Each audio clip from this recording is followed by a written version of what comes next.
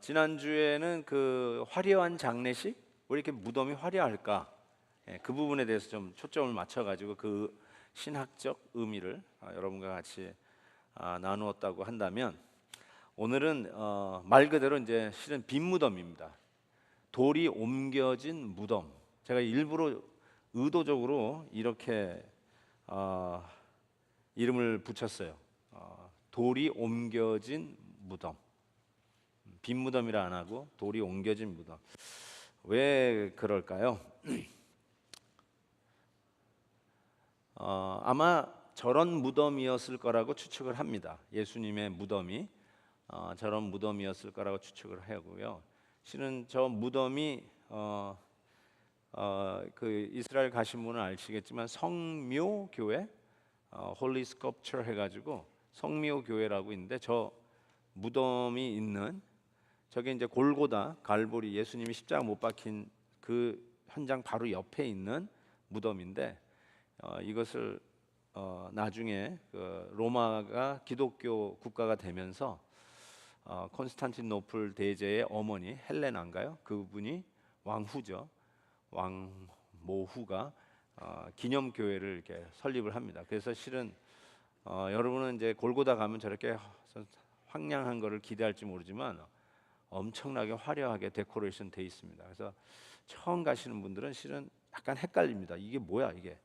그런데 저 무덤도 이제 그 나중에 좀 사진 보여드릴게요. 그 안이 이렇게 예배당 같이 또 지었어요. 예배당 안에 예배당을 또 지어가지고 저 무덤을 이렇게 들어가서 보고 나올 수 있는데, 어쨌든 당시 예수님이 돌아가셨을 때 무덤은 저와 같을 거라고 이렇게 생각합니다. 왜냐하면 이제 돌 무덤으로 이렇게 가려져 있기 때문에 그렇습니다. 이걸 보면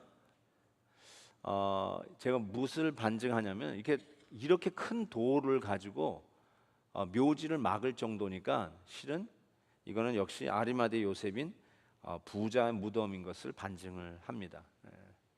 이렇게 뭐 묘지를 이렇게 건설하는 건 아니고요. 이렇게 그 동산, 실은 그 막달라 마리아가 예수님을 동산직이라고 착각하잖아요.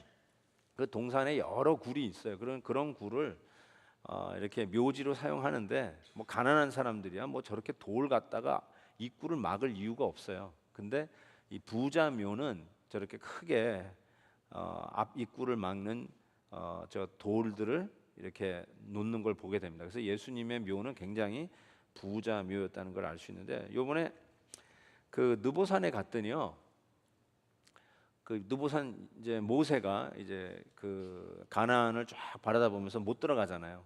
그게 그러면 모세 기념교회가 세워져 있더라고요. 거기 갔더니 그 모세 그 기념비, 느보산 기념비 이렇게 돼 있는데, 저렇게 큰 돌이 있어서 사진을 찍어 왔어요. 느보산에서 본 무덤 돌 같은 것이 이렇게 있어가지고 혹시 이런 게 아닌가.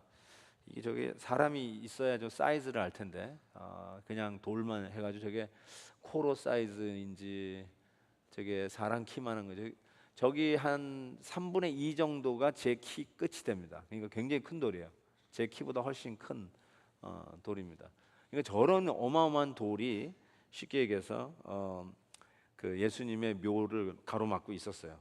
그런데 이것이 이런 돌들이 옮겨졌어요. It was moved. 예. 자, 여기는 어디냐면요.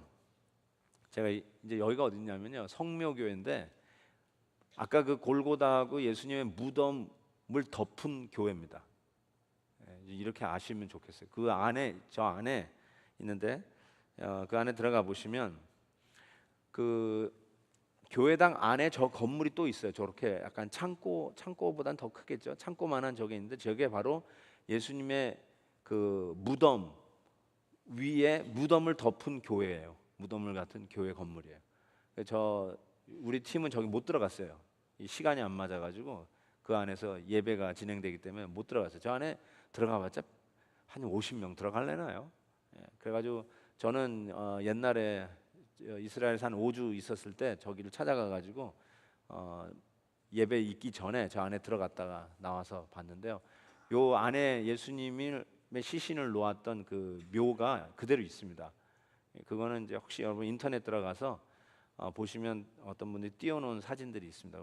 우리 사진을 제가 보여드리는데 우리가 이번에는 못 찍어가지고요.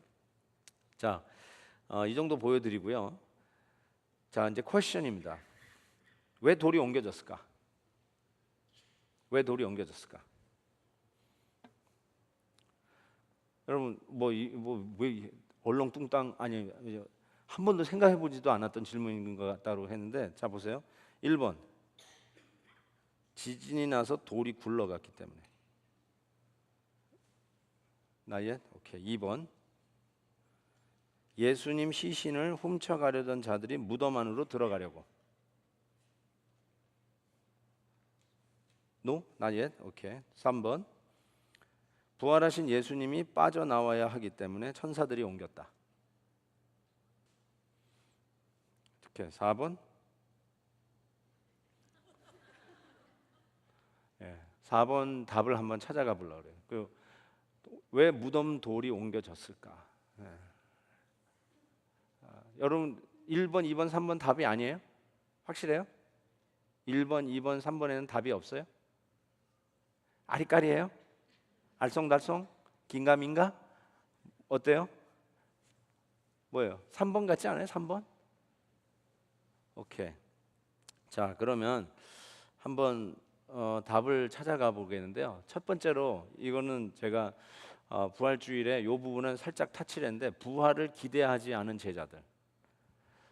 예수님하고 같이 공생애를 했고 같은 한솥밥을 먹고 동고동락했던 제자들이 예수님의 가르침을 받고 예수님이 하신 말씀이 결단코 빈말이 아니었던 것을 체험하고 있었던 제자들이 예수님이 부활을 하실 거라는 것을 누누이 가르쳤음에도 불구하고 예수님의 시신이 없는 것을 보고 참 부활을 기대하지 않았다는 게 저는 참 신기합니다. 솔직히 참 신기해요.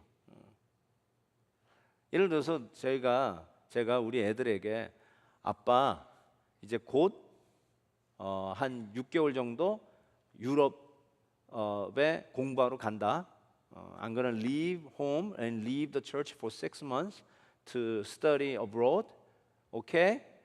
오케이? 야. 그러면서 아버지가 또 야 너 다음 주에 아빠가 너희들 베케이션 간다. 그러면 그 다음 주가 되면은 아빠가 자기들을 데리고 베케이션을 또 딱 갔다 와요. 한 번도 아버지가 허튼 말을 한 적이 없어요. 막내딸에게 아빠가 너한테 바비 인형 사줄게. 그러면 또 그 다음날 바비 인형을 사오는 것이 우리 아빠였어요. 근데 he keeps saying that I'm gonna leave, study abroad, soon. 그러다가 아빠가 갑자기 어느 날 뿅 사라졌어요. 그럼 어떻게 생각해야 돼요? 아빠가 진짜 어디 해외에 공부하러 나가셨구나. 그렇게 생각하지 않고 누가 우리 아버지를 가져갔어. 이렇게 생각했다라고 하는 것이 실은 지난번 막달라 마리아의 생각이었다는 것이에요. 보세요. 막달라 마리아 케이스를 보면 주님을 이 무덤 문이 이렇게 열려져 있는 걸 보고 베드로하고 요한에게 가가지고 얘기한 거예요. 뭐라고 얘기했냐면 주님을 무덤에서 가져다가 어디 두었는지 우리가 알지 못하겠다라고 이야기를 해요. 그리고 여기 보세요. 누가 가지고 갔다는 거예요. 예수님의 시신을. 그러니까 막달라 마리아에게 아까 여러분에게 돌이 왜 옮겨졌을까요? 라는 질문을 던졌다면 her answer would be number 2. 그죠? 예수님의 시신을 누가 가져가려고 문을 열고 가져간 거예요. 그게 넘버 2. 마리아는 그렇게 생각했습니다. 또 예수님이 동산지기 인 줄 알고 천사들한테 얘기하는 거죠. 천사한테 얘기하는 거. 너 여기서 왜 울고 있냐? 그랬더니 뭐라고 또 막달라 마리아가 얘기하냐면 사람들이 내 주님을 옮겨다가 어디 두었는지 내가 알지 못합니다. 그래서 우는 겁니다. 이렇게 얘기를 해요. 그러니까 막달라 마리아는 정말로 예수님이 부활했다는 생각을 조금도 갖고 있지 않았다는 거예요. 기대도 안 했다는 거예요. 그러면 막달라 마리아만 그랬느냐? 막달라 마리아의 얘기를 듣고 뭐시라고? 무덤 문이 열렸어? 그러면서 베드로하고 요한이 그 예수님 묻힌 아리마대 요셉의 무덤으로 달려갑니다. 저 나중에 화가 그린 건데 누가 베드로고 누가 요한일까요? 이거는 틀려도 여러분 구원하고는 상관이 없습니다. 뭐 이렇게 자신 있게 좀 얘기를 하세요. 누가 베드로인 거고 누가 요한 같아요? 요한이 하얀 옷이에요? 아, 예, 맞아요. 저게 요한 같고 전 이렇게 털보가 아마 베드로일 거라고 생각이 듭니다. 조금 표정 같은 게 안 나와서 그런데 저 화가가 기가 막히게 그려낸 것 같아요. 저는 그 얼굴 표정을 한번 여러분 나중에 한번 살펴보시죠. 너무너무 진짜 잘 표현했어요. 저기에 어떤 두려움, 이게 뭔가 퍼즐, 컨퓨전, 그게 다 저 얼굴에 들어가 있더라고요. 그러면서 이렇게 얘기해요. 그들은 성경에 그가 죽은 자 가운데서 다시 살아나야 하리라 하신 말씀을 아직 뭐요? 알지 못하더라. 이에 두 제자가 자기들의 집으로 돌아가니라. 그 가서 보니까 정말 무덤 문이 열려 있어요. 그리고는 들어가 본 거예요. 그때 보면 고개를 숙이고 들어갔다고 그랬어요. 실은 잘 보면 요한이 젊으니까 더 빨리 달렸어요. 근데 요한은 약간 겁이 났나 봐요. 그래서 무덤 안으로 못 들어가고 주춤주춤 있더니 뒤에서 헐레벌떡 달려왔던 베드로가 쑥 들어가 버렸어요. 그것도 참 재밌어요. 그것도 들어가 봤더니 정말로 비어 있는 거예요. 예수님 시신이 없는 거예요. 그러면 어떻게 얘기해야 돼요? 와우, he must be risen. 이렇게 부활했나 보다 이렇게 생각하지 않고 여기 보니까 여기 아직 알지 못하더라. 그 말이 그들에게 ringing 안 하고 있는 거예요. 전혀 기대하지 못했던 거예요. 그러면서 어떻게 했냐면 두 제자가 자기들의 어디로 갔다? 집으로 갔어요. 그냥 집으로 갔어요.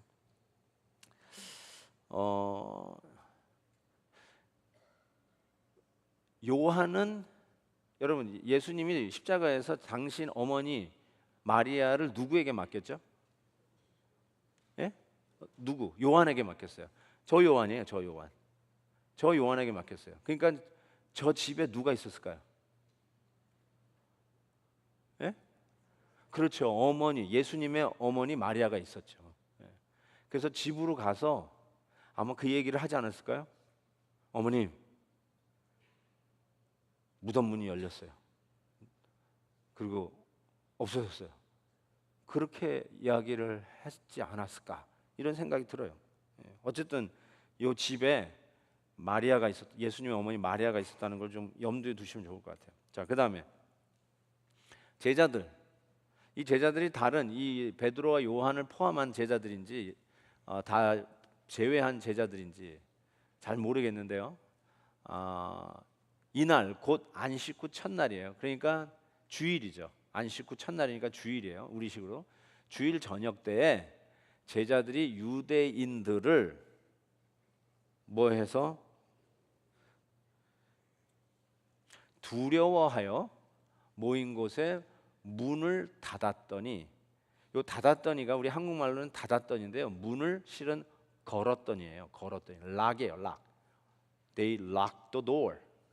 문을 걸어 잠갔더니 그 다음에 예수께서 오사 가운데 서서 이르시되. 자, 저기 제가 두려워하여라고 그랬어요. 제자들이 왜 두려웠을까요? 자기네들이 예수를 쫓아다니던 제자들이었는데 예수 자기 스승을 잡아 죽였겠다. 그러니 자기들도 잡힐까봐, 자기들도 어떤 불이익을 당할까봐 두려워서 모인 곳에서도 문을 잠고 모였다는 것입니다. 근데 요때 도마가 없었어요. 요때 예수님이 등장하시죠. 예수님이 딱 오셨잖아요. 근데 요때 도마가 없었어요. 도마는 어떤가 볼까요? 도마는 이랬어요. 다른 제자들이 그에게 이르되 우리가 주를 보았다. 도마가 이르되 내가 그의 손을 못자국을 보며 내 손가락을 그 못자국에 넣으며 내 손을 그 옆구리에 넣어 보지 않고는 믿지 아니하겠다라고 이야기를 했습니다. 어쨌든 저 그림도 여러분 한번 찾아보세요. 진짜 좋은 그림입니다. 한번 굉장히 감동적으로. 근데 예수님의 그 창자국을 이렇게 도마가 이렇게 손을 넣는 장면이 나타나요. 솔직히 성경에서는 제가 그랬죠. 넣었다는 말이 없기 때문에 안 넣고 믿었다라고 저는 그렇게 설교를 했는데 이 화가는 넌 것처럼 이렇게 그려냈는데 still 굉장히 그 순간이 아주 리얼하게 아주 그려냈습니다. 보세요. 그러니까 도마도 뭐 이미 제자들이 봤다고 하는데도 예수님 살아났다고 하는데도 불구하고 안 믿었어요. 그러니까 제자들 그 당시에 예수님이 부활했던 그 사건을 놓고 그 어느 누구도 부활을 기대했거나 이거 부활이 혹시 아닐까 하고 의심도 안 했고, 아니 부활했다라는 것을 본 제자들의 말을 도마도 못 믿었다. 아주 이런 상황이었어요. 믿지를 않았어요, 제자들이. 이게 정말 the greatest puzzle. 어떻게 3년 반 동안에 그렇게 예수님이 하신 일들을 보고 듣고 믿고 행했던 그 제자들이 말씀대로 부활하셨는데도 불구하고 왜 이 제자들이 믿지 못했을까? 참 이걸 보면요, 믿음이라는 것이 정말로 선물이 아니고는 안 된다는 것을 다시 한번 깨달아요. 여러분, 예수님 부활하신 것을 믿습니까? 참 아멘 한다는 게 이게 기적 아니겠어요? 난 믿습니다. Really? 정말로요? 와우! 예수님하고 함께 있다가 그렇게 부활할 거라고 하고 예수님 부활했는 그 현장에서도 못 믿었는데 2000년 후에 21세기에 사는 우리들은 예수님의 부활을 믿습니까? 라고 하는데 아멘! 이건 기적 아니에요? 자, 옆에 있는 분들에게 얘기합시다. 부활을 믿는 건 기적입니다. 한번 해보세요. 부활을 믿는 건 기적입니다. 기적인 것 같아요, 정말.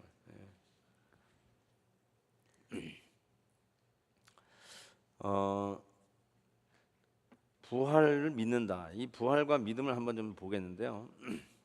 예수님께서요, 이 부활하신 예수님께서 제가 이제 빈 무덤에서 예수님 승천까지 그 40일 정도의 사역에서 예수님이 굉장히 중요한 사역을 하셨어요. 잘 보세요.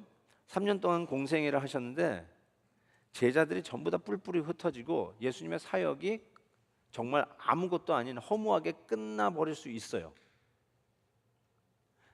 제자들도 전부 다 집에 가버리고 도마도 내가 넣어보지는 않으면 안 믿겠다고 그러고 두려워가지고 아니 어떻게 죽은 나사로도 살려내시고 안진뱅이도 일으키시고 눈먼 이 시각장애인도 눈뜨게 하시는 그 기적, 아니 오병이어의 기적을 자기 눈앞에서 보고 자기네들이 그 현장에서 체험했던 이 제자들이 예수님이 십자가에서 죽으시는 그 사건과 더불어 전부 다 뿔뿔이 흩어지고 자기 집으로 돌아가고 자기 직업으로 돌아가는, 그럼 예수님의 사역이 아무것도 아닌 거예요.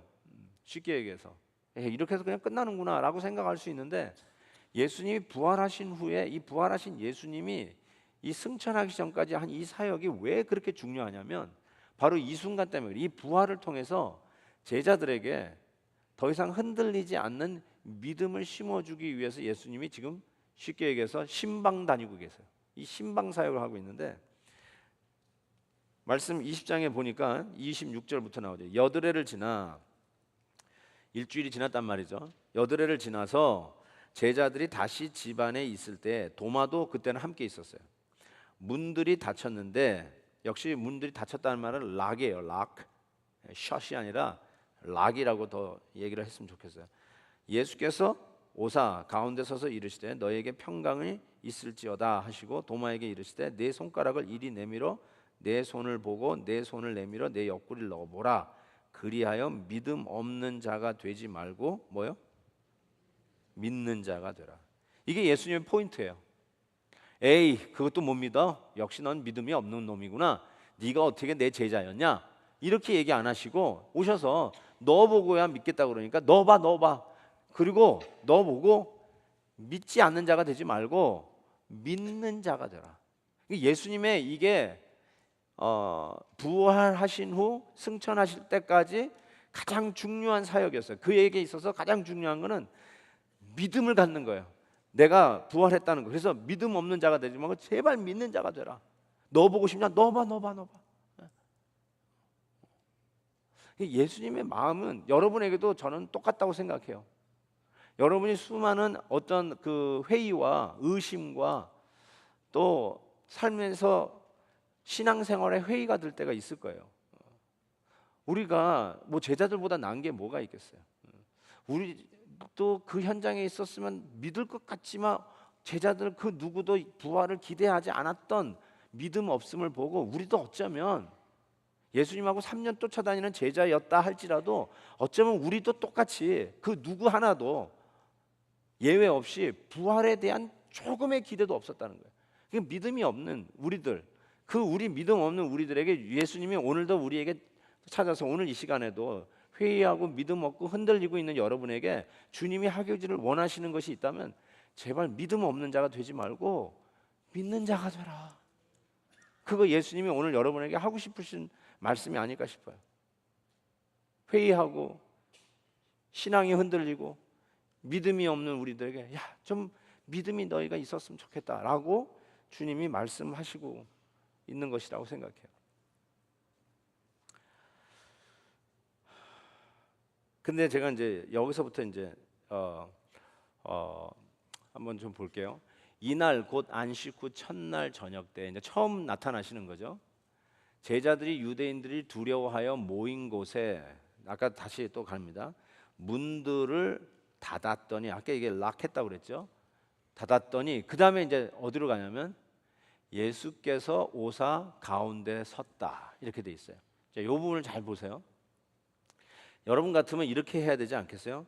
문들이 이게 잠겨 있더니 예수께서 노크하사 문을 열어줌에 들어오사 가운데 서서 이렇게 해야 되는 거 아니에요?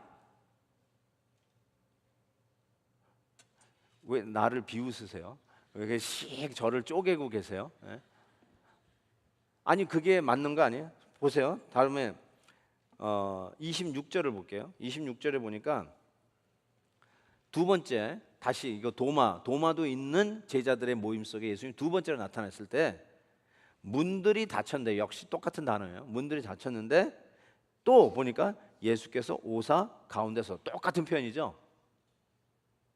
왜 여기서도 문들이 닫혔는데 예수님이 문을 두들겨 베드로가 열었더니 예수님이 들어와 가운데 서서 왜 이렇게 쓰지 않았을까? 왜 이런 노크 소리도 없고 문을 열어줬다는 말도 없고 아니면 문을 열고 들어오셨다는 말도 없이 문들이 shut, locked 돼 있는데 갑자기 예수님이 덜커덩 그들 가운데 서 있는 거예요.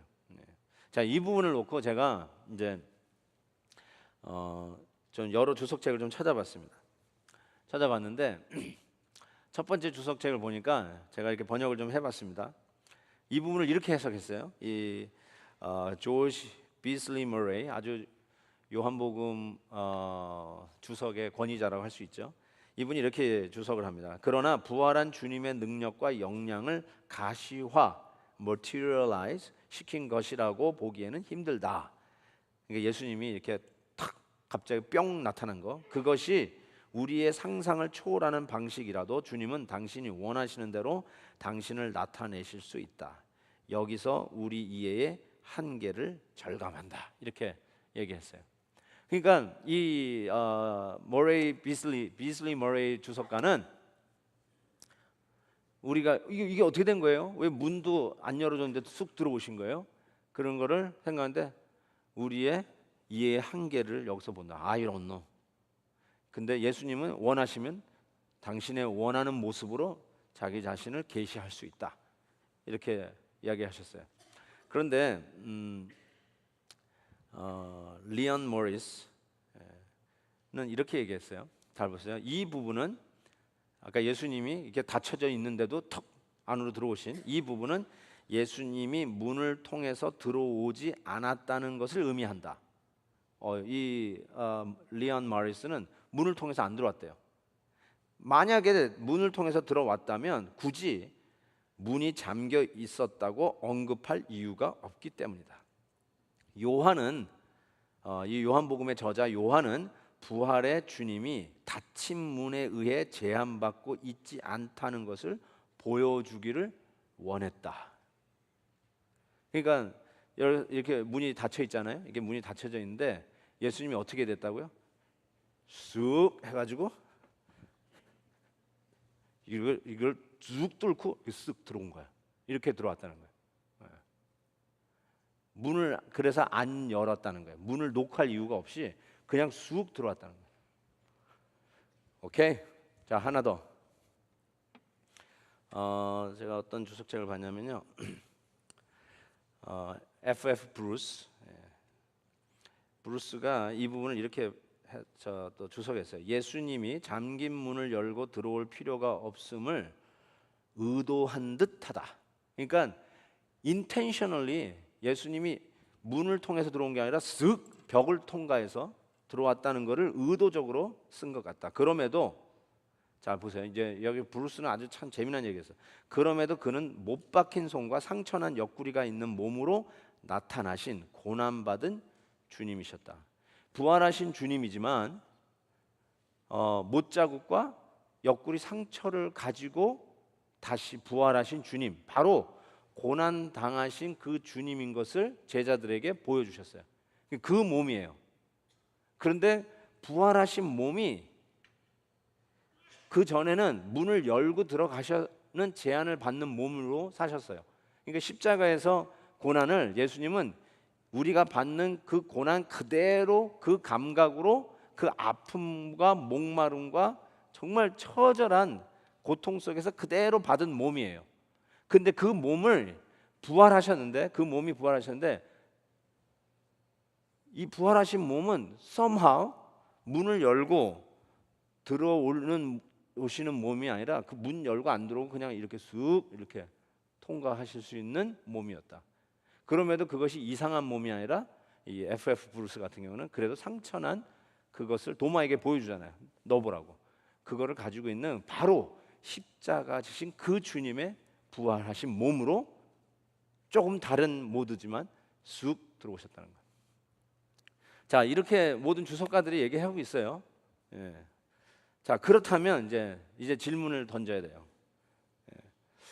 왜 예수님이 부활하셨잖아요. 그 아리마대 요셉의 그 무덤에서 부활하셨어요. 그러면 예수님이 무덤에서 나오시기 위해서 문을 열 필요가 있나요, 없나요? 오케이, 없어요. 예수님이 나오는데 아까 여기서 쑥 이렇게 나왔는데 이거 내가 한번 보여드리고 싶어. 나 해보고 싶은데 쑥 이렇게 나오셨는데 왜 무덤 문을 열고 나오셨을까? That's my question. 왜 열어놓으셨을까?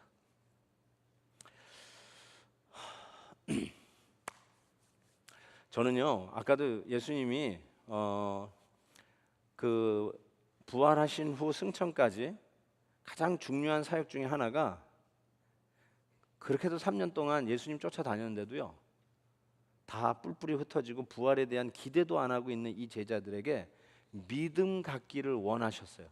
믿음 갖는다는 게 이렇게도 중요한 거구나. 그러니까 여러분, 믿음이라는 것이 제자들이 예수님이 공생애 하는 그 사역 현장에서 과연 믿음이 없었을까? 나는 왜 이렇게 믿음이 없지?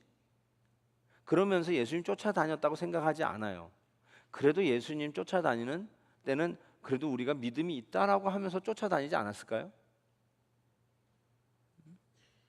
그래서 예수님이 한 자리 하면 우리가 우편에 너는 좌편에 이런 얘기도 하잖아요. 누가 더 크냐 이런 얘기도 하잖아요.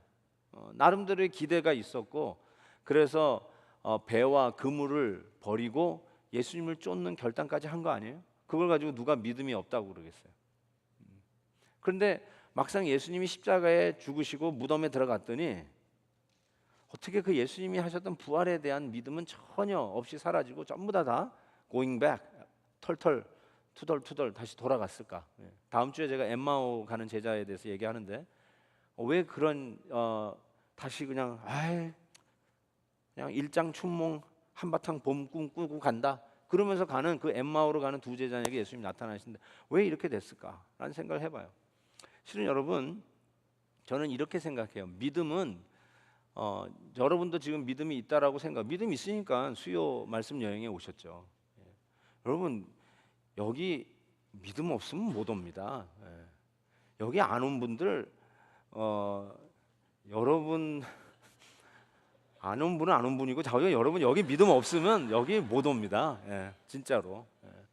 어쨌든 여러분, 우리는 믿음 있는 것 같지만 실은 믿음이 어디서 이게 다 이렇게 갖게 되냐면 갈등의 현장 속에서, 즉 쉽게 얘기해서 제자들의 입장에서는 예수님이 사라진 거예요.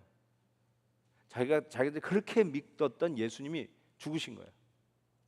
그렇게도 자기들의 보장이 되고 개란토가 되고 쉽게 해서 자기네들의 백이 되었던 예수님이 사라져 버렸어요. 그 순간에 완전히 자기네들도 이 믿음의 밑바닥을 보는 거죠. 야, 있는 줄 아는데 없는 거예요. 저는 여러분들이 진짜 믿음을 이제 갖게 되는 것도 쉽게 얘기해서 어쩌면 이런 도전, 갈등의 현장을 통과할 때 저는 믿음을 갖는 아주 중요한 계기가 된다라고 저는 생각해요. 편하고 좋은 게 다 좋을 때는요, 진짜 믿음을 가릴 수가 없어요. 저분이 정말 믿음이 있는 분인가 믿음이 없는 분인가 가릴 수가 없어요. 갈등이 올 때 정말로 믿음이 그때 드디어 빛을 발한다고 저는 생각해요.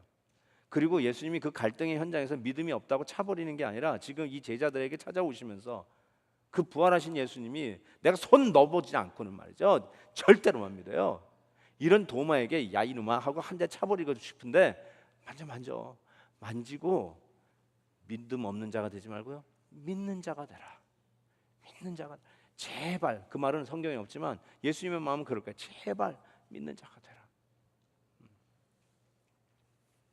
여러분, 신앙생활에 갈등이 없는 사람이 있을까요? 여러분 너무너무 좋으세요? 지금까지 신앙생활하는데 아무 갈등 없이 그냥 룰루랄라 할렐루야 그냥 찬송 부르면서 모든 사람들이 나하고 코드가 다 맞고 마음이 다 통하고 그냥 내가 하면 오케이 말이 하고서 다 쫓아오고, 우리 이거 합시다 그러면 사람들이 구름대같이 몰려가지고 같이 일을 하고, 그러면서 막 서로 칭찬하고 격려하고, 야 세상에 이러면서 신앙생활 다 하면서 여기까지 오셨나요? 아니면 좀 열심히 내면 왜 네가 앞서가냐, 뒤에서 땡기고, 뭐 좀 잘하는 것 같으면 괜히 시기 질투하는 눈초리를 받고, 또 이상한 말 하고, 집사님들이 열심히 하면 너 장로 되려고 앞에서 꼽살이 끼니지, 이런 얘기나 하고 말이죠. 아유 정말 여러분, 그만하면요 딱 가셔버려요. 진짜 교회를 떠나고 싶어요. 앞에서 열심히 안내하고 있는데 너 아주 그냥 집에서는 안 그러더니 아주 그냥 뭐 되려고 열심히 내, 이러면은 더 이상 주부 나눠주고 싶지도 않아요. 안 그래요? 한번 해볼까요? 한번 테스트 해볼까요? 다음 주일날 여기 안내 보시는 분들에게 들어오면서 아이고 이러면서 한번 들어와 보세요. 그 다음 주에 그분들이 거기 서 있나 한번 해볼까요? 네?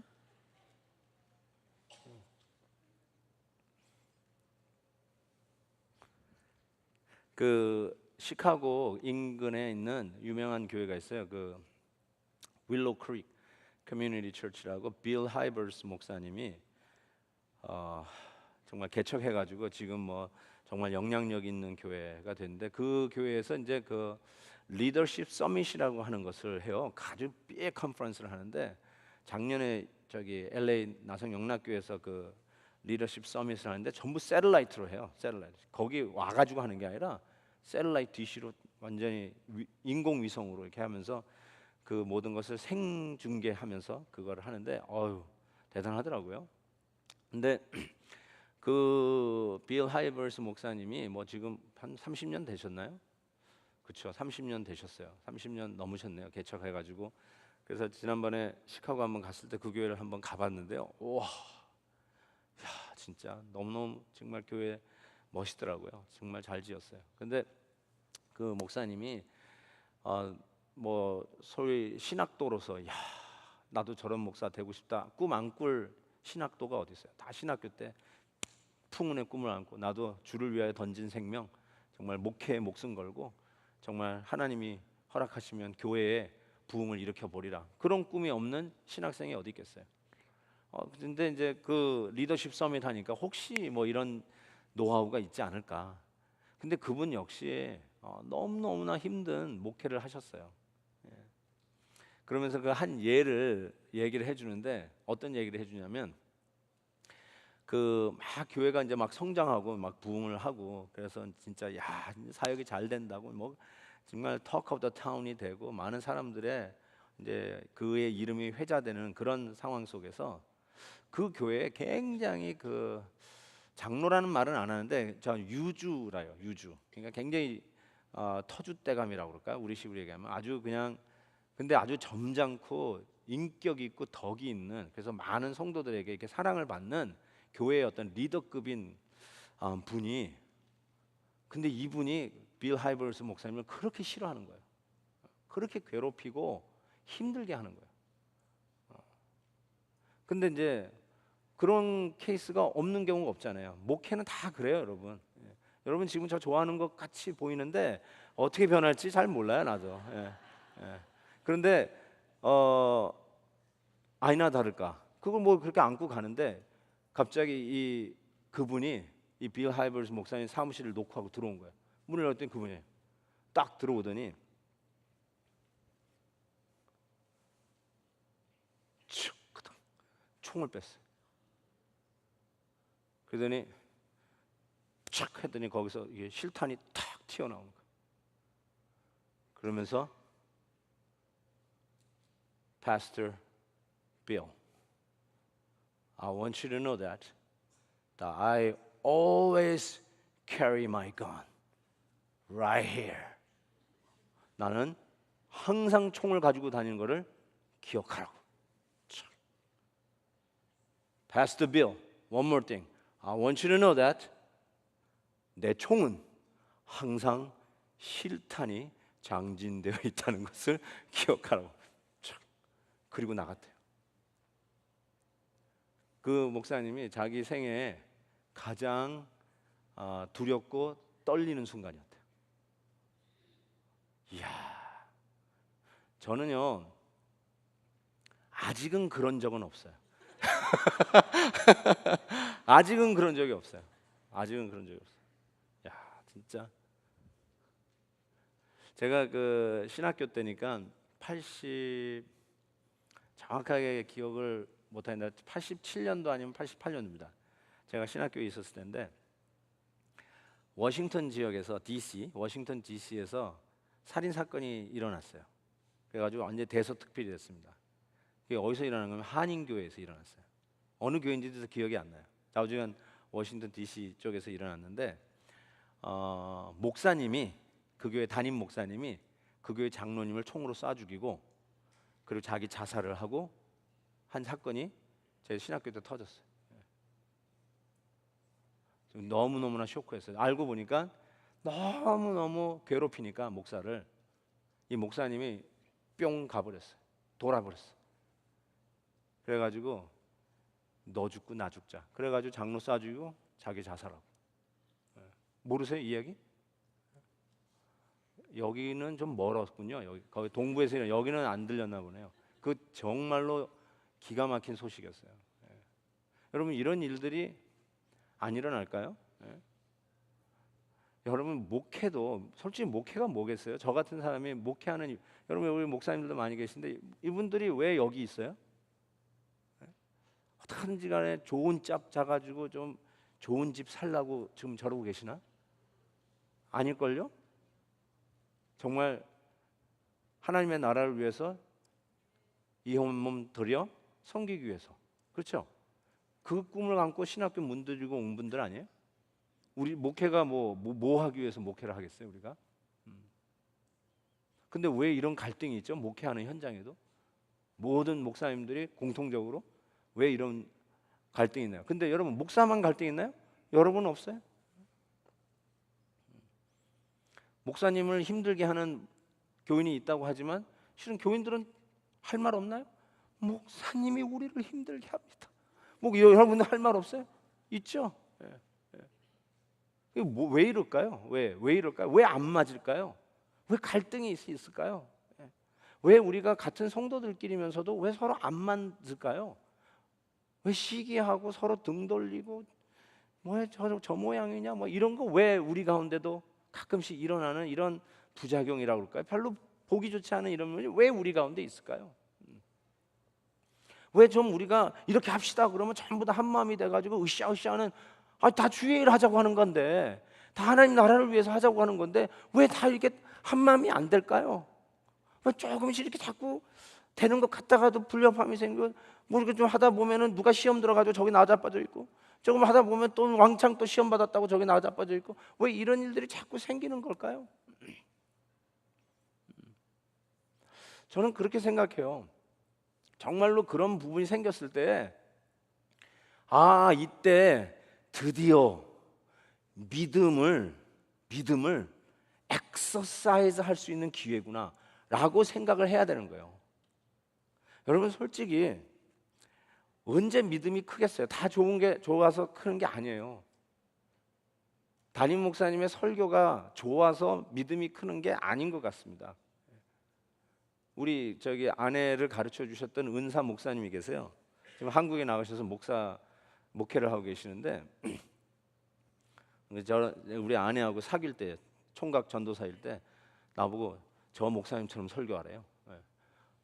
어떻게 설교를 그렇게 못하냐고, 저 사람처럼 설교하라고 막 이런 얘기해가지고 그분을 보는데 진짜 설교를 가슴으로 하시는데 얼마나 은혜를 많이 받았는지 몰라요. 어쨌든 그 목사님이 이런 얘기를 했던 것 같아요. 우리 성도들이 설교를 다 듣고 와 은혜 받았다, 뭐 우리 목사님 설교 짱, 뭐 이러고 나가는데 파킹장에 나가면서 거의 다 은혜를 쏟는데요.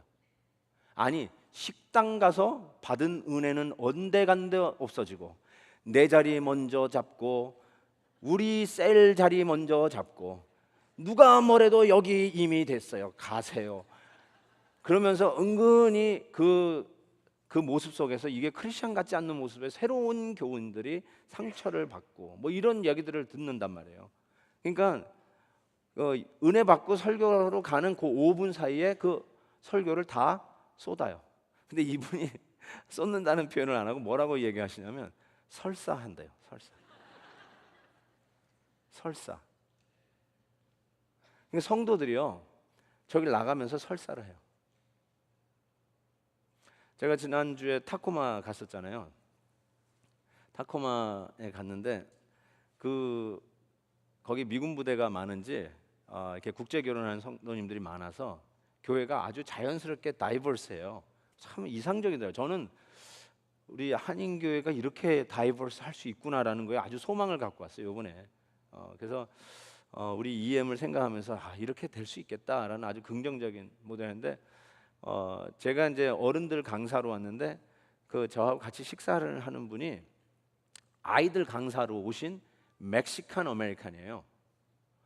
그러면서 이제 같이 하는데 식사는 한국 음식이었고요, 강사는 멕시칸이었고, 그 세교우들을 인도하는 분은 화이트 백인이었어요. 그리고 담임 목사님은 역시 한국인이었고, 그러니까 굉장히 다이버스하죠. 와우, this is something very new. 그리고 그분이 영어로 기도를 해요. 그냥 뭐 세교우들 한국 사람도 반이고요, 그 다음에 한국말 하지 않는 다른 사람도 반이에요. 그게 세교우예요. 그런데 이제 미국 사람이 소위 세교우 장이에요. 세교우 팀장이에요. 그런데 그분이 이렇게 하면서 웰컴 하면서 영어로 하지만 또 기도도 영어로 해요. 그런데 그게 그렇게 자연스러워요. 근데 내가 무슨 얘기 하다가 그 멕시칸 아메리칸이 먹는데 잘 먹는 거예요. 한국 음식을 잘 먹어. 근데 보니까 또 가가지고 김치, 이 오이 소배기가 있었는데 오이 소배기 막아서 먹으면서 내가 너무 놀래가지고 Do you like that? I love Korean food. 그러는 거예요.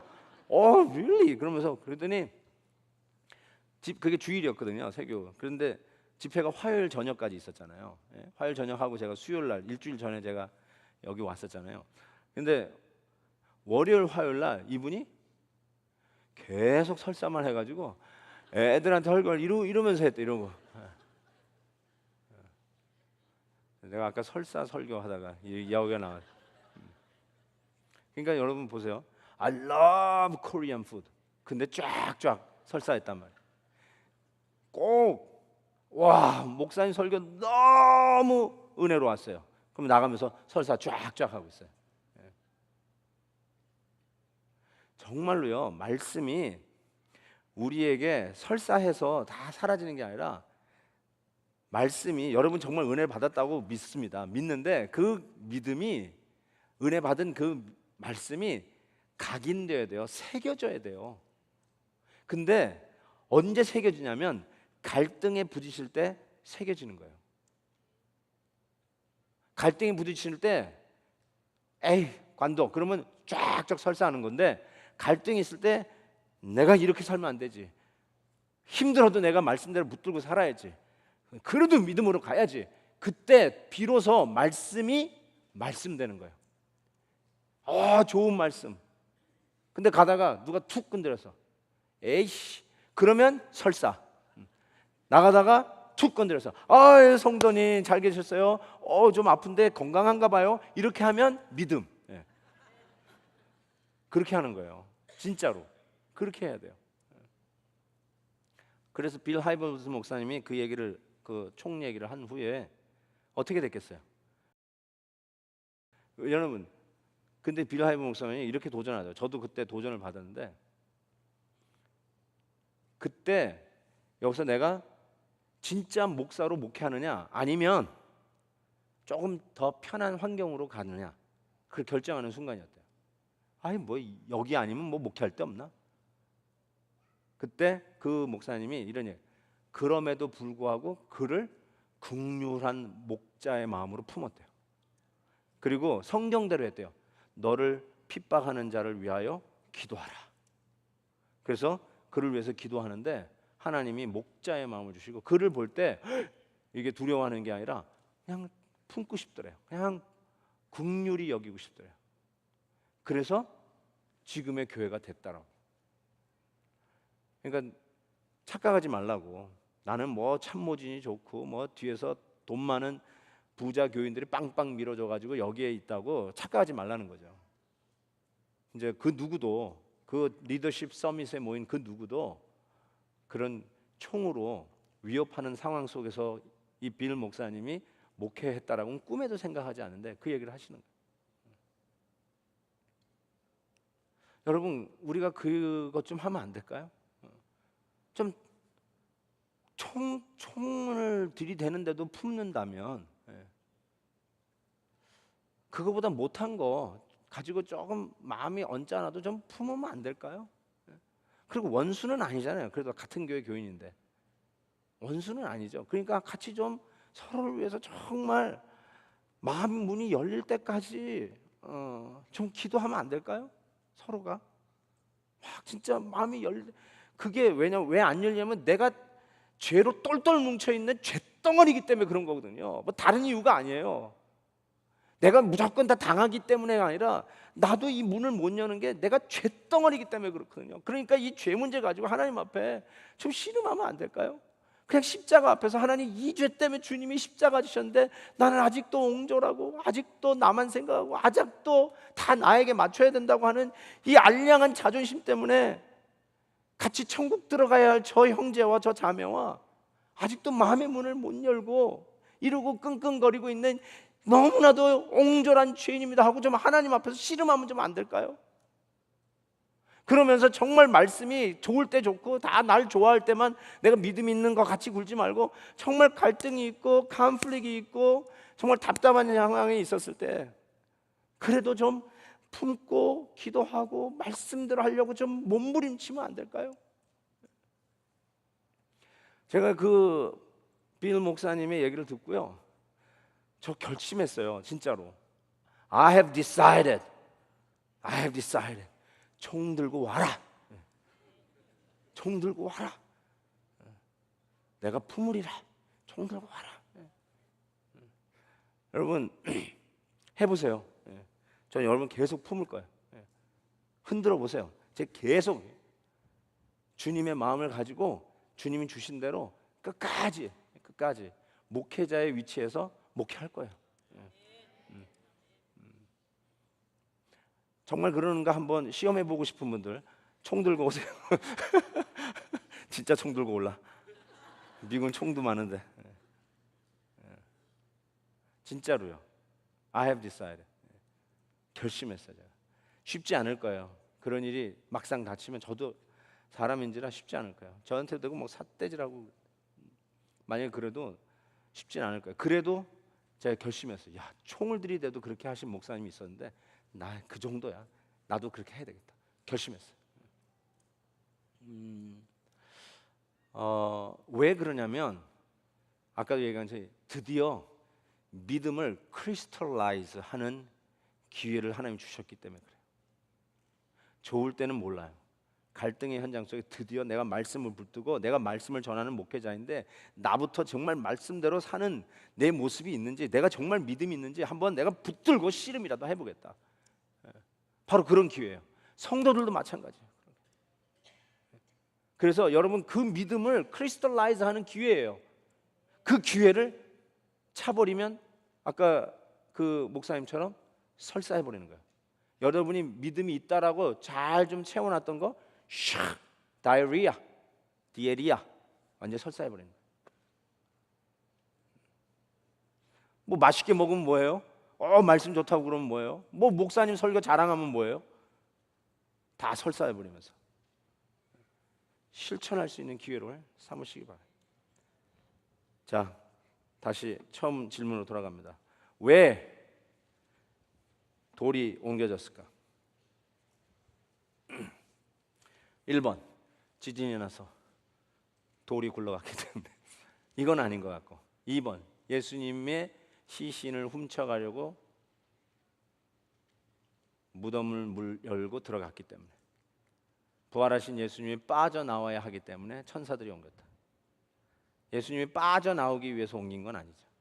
아까 우리가 계속 그 설명한 거예요. 빠져나오기 위해서 한 건 아니에요. 우리는 턱 걸리지만 예수님이 이거 쑥 통과하잖아요. 자, 그러면 이유가 뭘까요? 왜 열어놨을까요?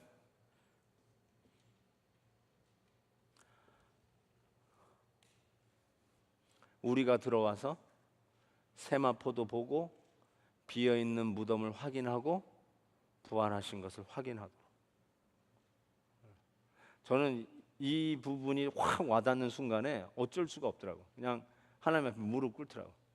그럴 필요가 없으셨던 예수님이 무덤 문을 열어놓은 이유는 예수님이 나가기 위해서 연 게 아니라요, 여러분이 들어와서 부활을 믿게 하기 위해서 열어놓으신 거였어요. 그래서 열려 있었어요. It was for us, not for him. 예수님을 위한 게 아니라 우리를 위해서 열어놓으신 거예요. 그래서 뭐예요? 보고 비어있네. 예수님 부활하셨구나. 할렐루야. 그거 하라고.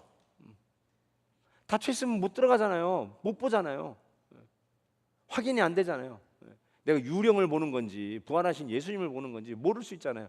열어놓고 For you to come and see. 빈 무덤을 보고 우리가 믿음 없는 자가 되지 말고 믿음 있는 자가 되기 위해서 열어놓으셨다. 저는 여러분들에게 하나님이 열어놓은 이런 무덤문 같은 것들이 여러분의 삶에 있다고 저는 생각해요. 그런데 여러분은 꼭 제자들처럼 예수님 누가 예수님 시신 가져갔어 이렇게 반응해요. 전혀 믿음 없는 반응을 하는데, 실은 열려있는 이 무덤문은 우리를 위해서 열려있기 때문에 우리가 들어갈 필요가 있어요. 그 기회를 잡을 필요가 있어요. 틀림없이 주님께서 우리에게 허락하신 기회라고 믿고 들어갈 필요가 있어요. 그러니까 여러분 예수님 시신 누가 가져갔나 봐 이렇게 반응하지 마세요. 여러분 앞에 있는 그 챌린지, 도전, 그것이 컨플릭이든 아니면 여러분이 생각하지 못했던 기대치 않았던 unexpected thing이든 아니면 어떤 크리티시즘을 여러분이 받았건 어떤 비판을 받았건 아니면 정말로 교회 안에서 여러분들이 가끔 이런 세상에 교회에서 무슨 이런 일들이 다 있어 라고 할 만한 일들이 있건 틀림없이 그 가운데요 열린 문이 있어요. 돌이 옮겨져 있는 현장이 있을 거예요.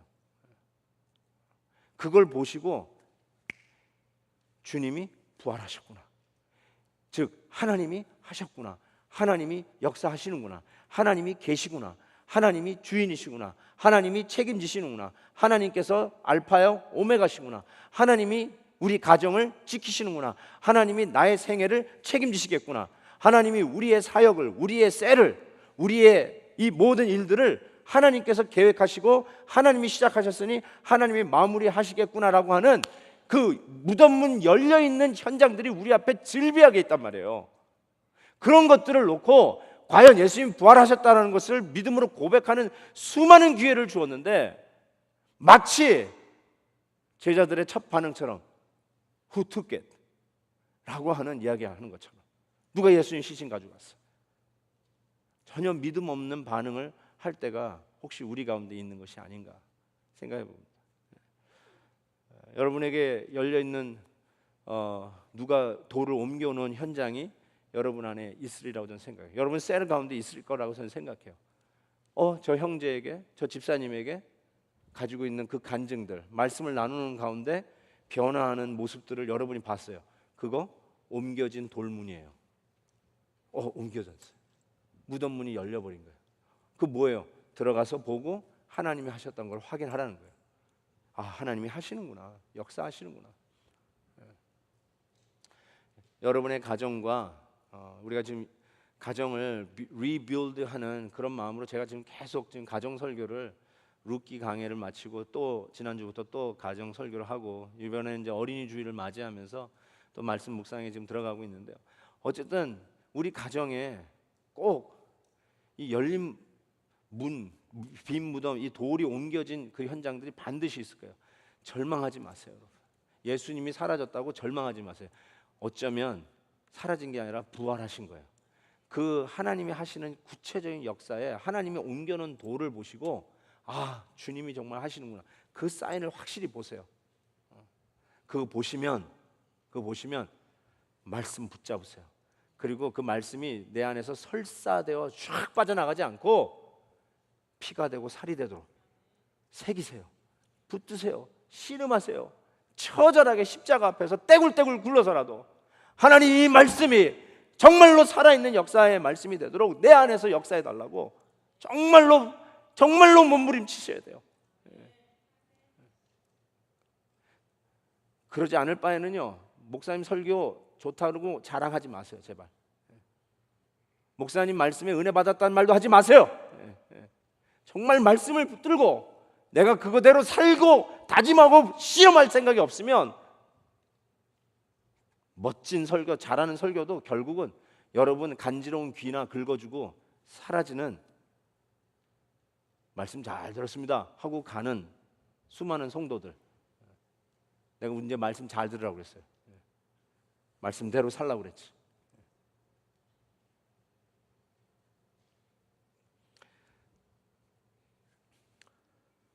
적어 보라는 거예요. 들어와서 적어 보라고. 여러분 잠깐 한번 우리 찬송 한번 했으면 좋겠습니다. 여러분에게 어떤 상황이 있는지 모르겠지만 굉장히 도전적인 상황일 수 있다고 저는 생각합니다. 그럼에도 불구하고 이 가사 내용을 한번 보시면 이래요. 모든 상황 속에서 주를 찬양할지라. 이건 뭐냐면 기분 좋을 때만, 마음이 내킬 때만 찬양하는 게 아니라 마음이 안 내킬 때에도, 상황이 아주 악한 조건에서도 주를 찬양할지라. 주는 너의 큰 상급, 큰 도움이시라. 몸부림치라는 거죠. 말씀 붙들고. 그러면서 내 영혼이 확정되었사오니 주를 바라봅니다. 믿음의 눈 들어 주를 바라봅니다. 정말 이 시간은 여러분이 지금 도전받고 있는 그 서브스턴스를 주님 앞에 내려놓고 오늘 받은 말씀으로 한번 붙들고 씨름하자는 거예요. 그렇게 좋구나 역시. 그러면서 나가면서 설사하지 말고 그 붙들고 씨름하자는 거예요. 소화시키자는 거죠. 소화 안 될 때까지는, 소화시킬 때까지는 뜨지 마시고 오늘 이 찬양 끝나고 계속 좀 기도하는 시간을 좀 가졌으면 좋겠습니다. 모든 상황 속에서 찬양하면서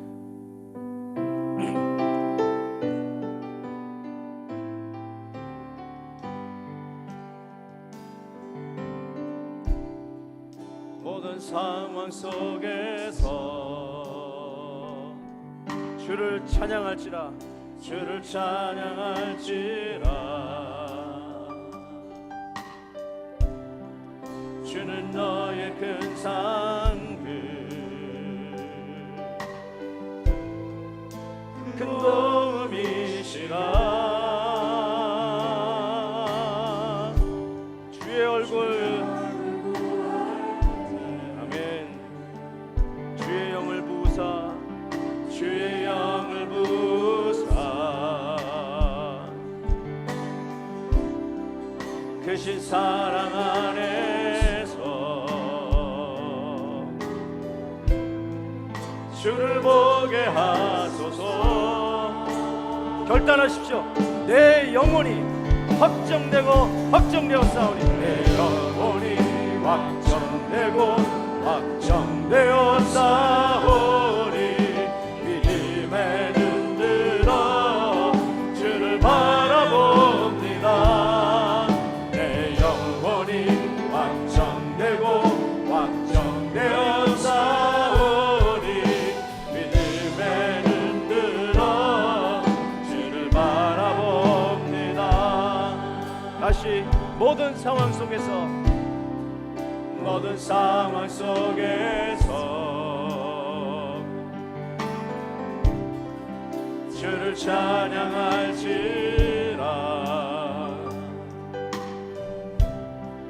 주는 너의 큰 상급 큰 도움이시라 주의 얼굴 구할 때 아멘 주의 영을 부으사 크신 사랑 안에서 주를 보게 하소서 말씀 가지고 끝까지 씨름하겠습니다. 내 영혼이 확정되고 확정되었사오니 아멘 믿음에 눈 들어 주를 바라봅니다. 내 영혼이 확정되고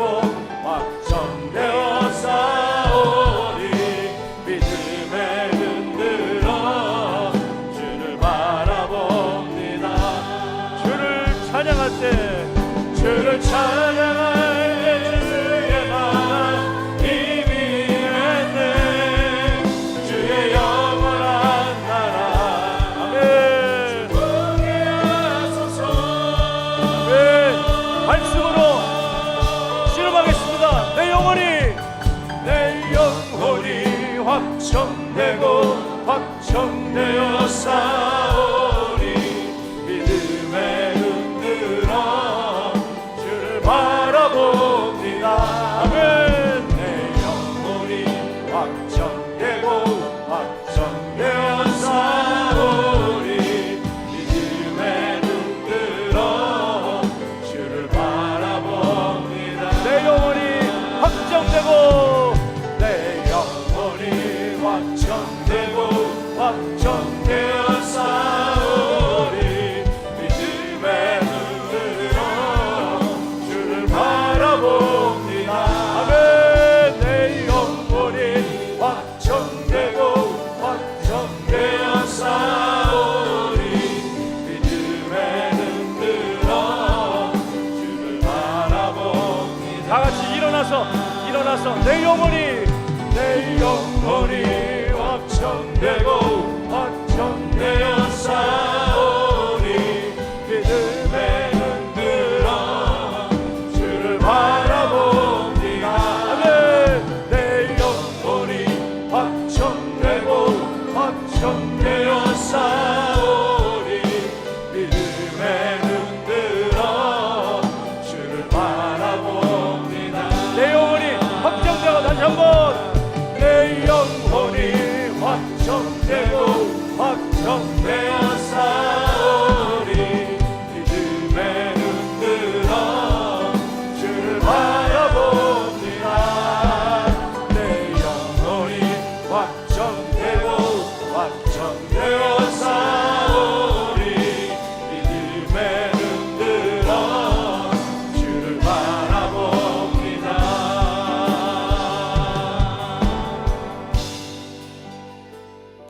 같이 한번 우리 찬양의 고백처럼 하나님 나 확정됐습니다.